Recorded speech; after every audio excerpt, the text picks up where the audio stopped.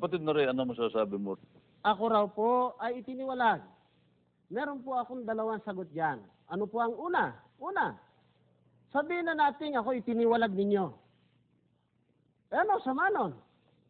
Kung ang pinanggalingan ng isang tao'y maling relisyon at lumipat siya sa tamang pananampalataya, ano sama nun?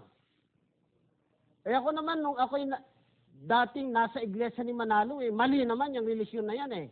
Eh ano sama kung lumipat ngayon ako dito sa iglesia ng Diyos?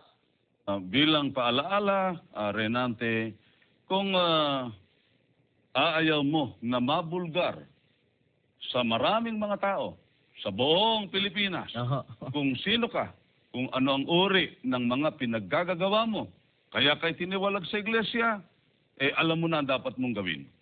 Eh di subukan mo at malalaman ng buong mundo naman yung kabalbalang pinaggagawa nyo riyan. Subukan mo, sige.